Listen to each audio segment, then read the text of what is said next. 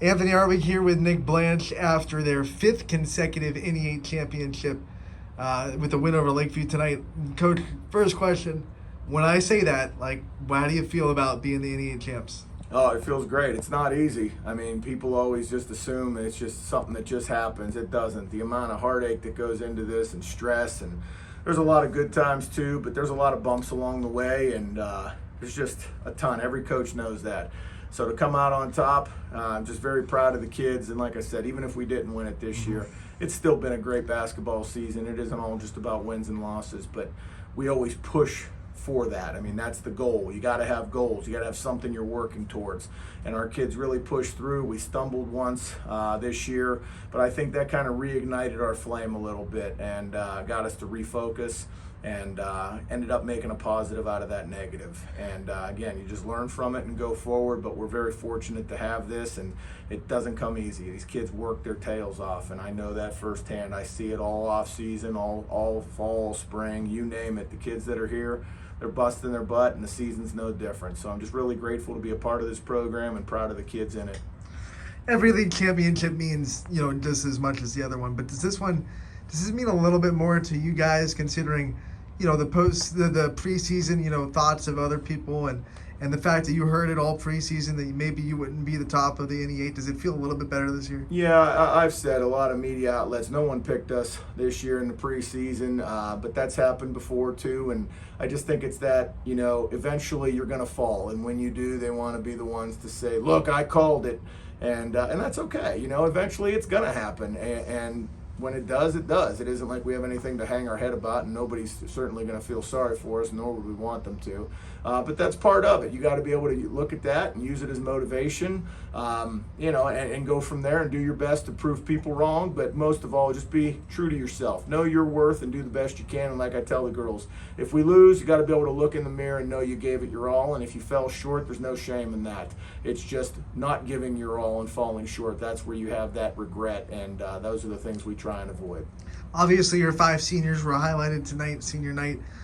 We always talk about what it means to you to have senior night and what it means to you to kind of honor the seniors that they've been able to do every time we cover you guys. What about this group? What did it mean tonight to be able to honor this group of seniors? Oh, it's been great. Tonight was a special night.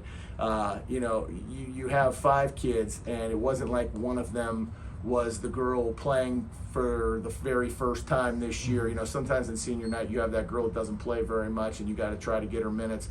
We had 5 kids. They've been part of the rotation, part of our success all year long, but it was extra special for various reasons. Brooke being able to come back from 3 ACLs and have that moment, have a good game on top of that. Just for them to be able to share that court time together, because like I told them, there's not many times in the season those 5 will be on the court together. That's just not how we rotate.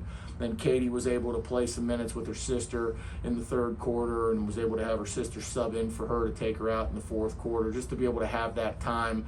Being a senior and a freshman, obviously they're not going to get a ton of time together, but just those special moments and then the times they had on the floor tonight to enjoy with one another one last time before we get down to business and then focus on tournament time and everything else going forward. So it's tough at the start because it's a party atmosphere and balloon decorations. It's hard to get focused. So it wasn't exactly a great start, but as the game went on, they did a real nice job getting back on track and doing what we needed to do.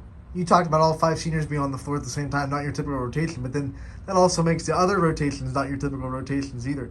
How proud were you of your other players for coming in and maybe not playing with the players they always play with and still running like a well-oiled machine? It seemed like the girls you put in after you subbed in the 5 seniors, your second rotation really gave you a spark off the bench.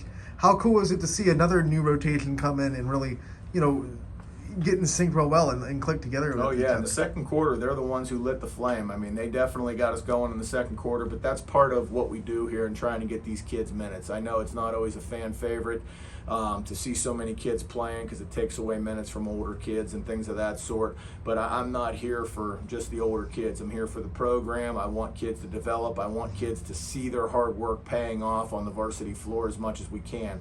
Can't do it all the time, but when we can, I definitely like to do that, and it's for moments like this. Now we sub out the seniors and we have younger kids that can go in and fulfill, and there's not a huge drop off. So we want to continue to keep that going. It's proved to be successful to this point, and hopefully we can keep it rolling. But like I said, nonetheless, The girls were very happy for one another. Our underclassmen did a great job decorating and getting it, making it a special night, gift baskets and everything else for our seniors. And then they went out and they didn't pout about their minutes being cut down because the seniors played more. They were all just concerned with the seniors having a great night, and they did. So that's what we dwell on here. We dwell on being happier for the person next to you more than yourself, and that's why we're successful here, in my opinion. And now you got to put up that NEA championship plaque and focus on Canfield coming in here.